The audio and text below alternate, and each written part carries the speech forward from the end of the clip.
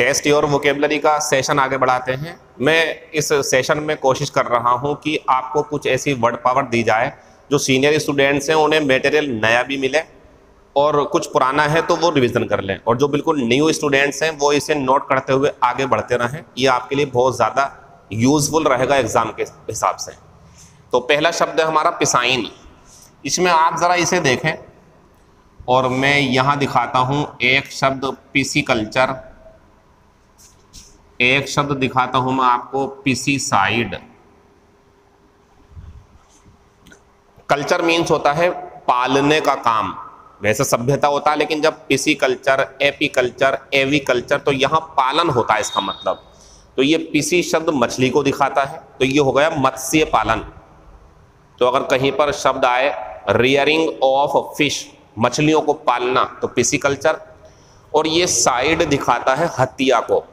सुना नहीं है आपने सुसाइड, होमिसाइड, जीनोसाइड, रेजिसाइड, नियोनेटिसाइड, बहुत सारे शब्द हैं, बताएंगे आपको कभी टाइम आने पर एक साथ। फिलहाल ये हत्या है, तो ये हो गई मछलियों की हत्या।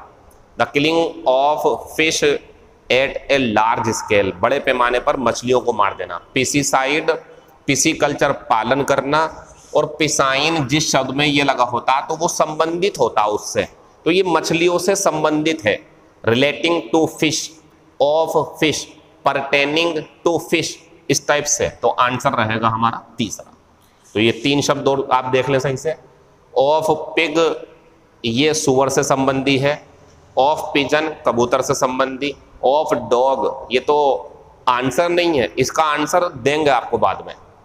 फिलहाल इसका आंसर तीसरा रहेगा। फिर आते हैं हैंडी।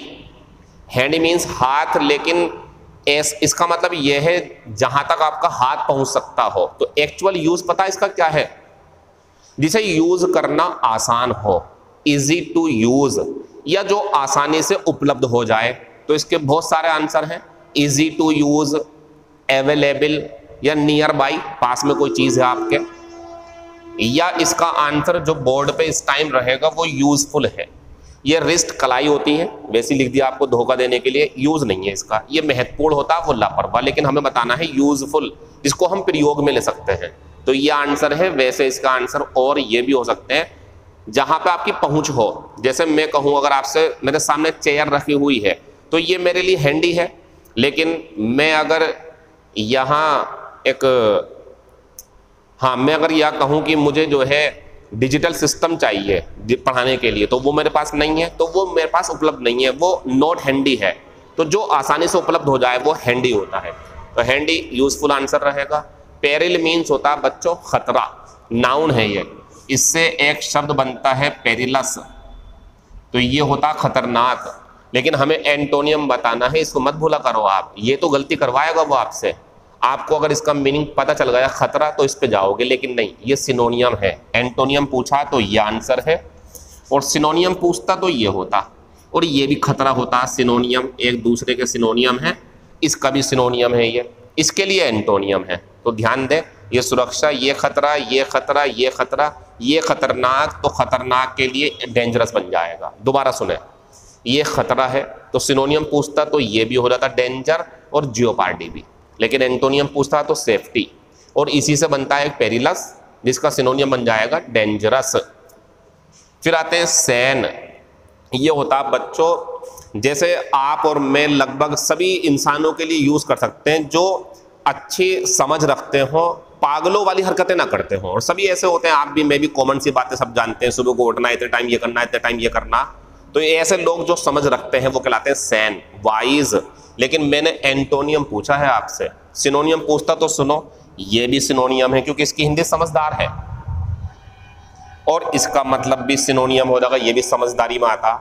ये राजनेताओं के लिए यूज होता है, जो नेता लोग होते हैं वो भविष्य में अपने देश को आगे ले जाने के लिए जो योजनाएं बनाते हैं अच्छे के लिए, तो उन्हें सेगेशियस बोलते हैं ऐसे नेताओं को, जो कम होते हैं लेकिन होते हैं ऐसे नेता भी। तो ये हमारा वाइज सिनोनियम रहेगा, ये भी सिनोनियम। ये अपवित्र होता, ये पवित्र, ये अपवित्र, लेकिन हमें बताना है एंटोनियम सैन का, तो ये रहेगा आंसर, ये होता पागल, ये समझदार होता। डर्ट चीप, अभी एक शब्द आया था, cost N arm and leg, यानी कि किसी को अगर अपने हाथ और पैरों की कीमत चुकानी हो तो बहुत ऊंची कीमत चुकाना था ना, कुछ चीज़ खरीदी आपने और आपको बहुत ज़्यादा कीमत चुकानी पड़ रही है, पता नहीं क्या क्या बेचना पड़ रहा है आपको सामान, तो वो आपको cost and arm and leg पड़ेगी। लेकिन डर्ट चीप यानी कि आपने कोई चीज़ बहुत सस्ती खरीद ली, तो इसकी हिंदी होती है बहुत सस्ता कुछ खरीद लेना, तो ये बहुत सस्ता है। इन एंड नट शेल, ये तो कॉमन एक इडियम है, इसका मतलब होता है संक्षिप्त में, ब्रीफली या इन ब्रीफ या इन शॉर्ट, तो इसका आंसर रहेगा briefly, in brief, in short, ये सस्ता हो गया। At the crack of the dawn, ये जो डॉन है ना ये प्रातःकाल होती है और इसका मतलब यहीं से मीनिंग है बहुत सुबह ही सुबह, मतलब सुबह में बहुत जल्दी 4-5 बजे के करीब की बात चल रही है ये।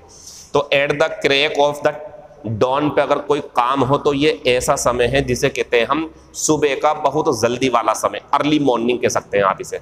ये आंसर रहेंगे। इससे आगे की क्लास में वोकैबुलरी को आगे बढ़ाएंगे। मैं इस सेशन को बहुत लंबा ले जाने वाला हूँ ताकि वो स्टूडेंट जो कहीं भी पढ़ते हैं रिवीजन करते रहें और कुछ नया है तो उसे नोट करते रहें। बाकी फिर वही कहेंगे कि आप अपने घर में ही रहकर पढ़ाई करते रहें, ऑफलाइन क्लासेस के बारे में फ़िलहाल ना सोचें, जैसे ही शुरू होगी आपको इन्फॉर्म कर दिया जाएगा। मास्क का यूज़ करते रहें और ऐसी क्लासेस आपके लिए पर्याप्त मात्रा में हम लाते रहेंगे। शेयर कर सकते हैं ताकि दूसरे भी एंजॉय कर लें, बाकी आप एंजॉय करते रहें। Thank you, all the best, see you in next class.